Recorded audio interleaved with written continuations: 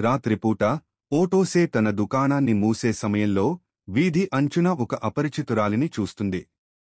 ఆమె ఒక పిల్లి లాగా కనిపించడంతో దయతో లోపలికి ఆహ్వానించి మిగిలిపోయిన ఆహారాన్ని పెడుతుంది.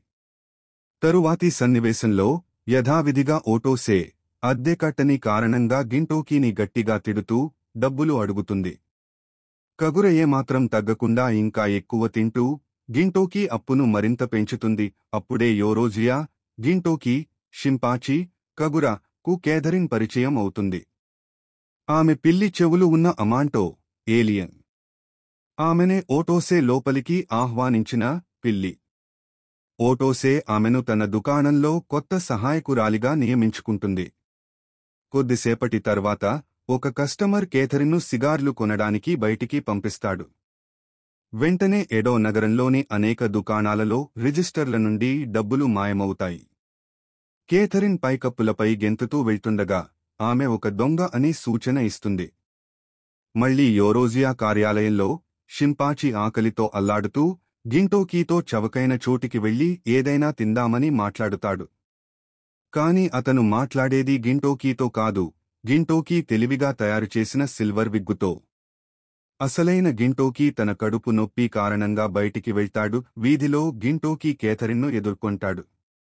సరిగ్గా అప్పుడే ఒక పోలీస్ అధికారి వచ్చి ఆ ప్రాంతంలో ఒక అమాంటో దొంగతనాలు చేస్తుందని యోరోజియాకు, ఓటోసేకు తెలియజేస్తాడు. ఆ రాత్రి కడుపు నొప్పితో ఇబ్బంది పడుతున్న గింటోకీ, కేథరిన్ తన దొంగ దుస్తుల్లో ఓటోసే దుకాణం నుండి బయటికి వస్తుండగా చూస్తాడు. కొంతసేపటికే షింపాంజీ, కగుర, ఓటోసే అక్కడికి చేరుకుంటారు. కేథరిన్ తమను మోసం చేసి ఓటోసే కష్టపడి కూడబెట్టిన డబ్బును దొంగిలించిందని తెలుసుకుని అంతా షాక్ అవుతారు. యోరోజియా త్వరగా ఒక టాక్సీని అద్దెకు తీసుకుని హైజాక్ చేసి స్కూటర్పై పారిపోతున్న కేథరిన్ను వెంబడిస్తారు. వారి వెంటాడటం ఒక హార్బర్, రేవు దగ్గర ముగుస్తుంది. దురదృష్టవశాత్తు ఆ టాక్సీ నీళ్లలో పడిపోతుంది. కేథరిన్ పారిపోవడానికి సిద్ధంగా ఉన్నప్పుడు ఓటోసే ఆమెను అడ్డగిస్తుంది. కేథరిన్ ఓటోసేను అవమానిస్తూ, "నువ్వు చాలా దయగలదానివి, నీలాంటి వారిని నాలాంటి చెడ్డవారు ఎప్పుడూ మోసం చేస్తారు" అని అంటుంది. దానికి ఓటోసే బదులిస్తూ, "ఇదే నా స్వభావం, నేను మార్చుకోలేను" అని బదులిస్తుంది.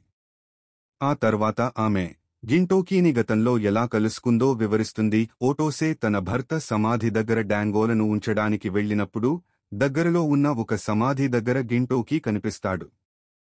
గింటోకీ ఆ డాంగోలను అడగ్గా అవి తన భర్తకు చెందినవని, ఆయన్నే అడగమని ఓటోసే చెప్తుంది. దానికి గింటోకీ, "చనిపోయినవాళ్లు మాట్లాడరు" అని సరదాగా సమాధానమిస్తాడు. ఆ తర్వాత గింటోకీ ఆ డాంగోల కోసం ఓటోసేకు ధన్యవాదాలు చెప్పి బదులుగా ఎప్పటికీ ఆమెను కాపాడుతానని ప్రమాణం చేస్తాడు. కేథరిన్ ఆ ఫ్లాష్ బ్యాక్ మాటలకు కదలదు. పారిపోవడానికి ప్రయత్నిస్తూ ఓటోసేపై స్కూటర్ను పోనిస్తుంది. సరిగ్గా అప్పుడే నీటిలో పడిపోయిన టాక్సీ నుండి గింటోకీ తన చెక్క కత్తిని పైకెత్తి ఓటోసేకు రక్షణగా నిలబడతాడు. కేథరిన్ను అరెస్టు చేస్తారు.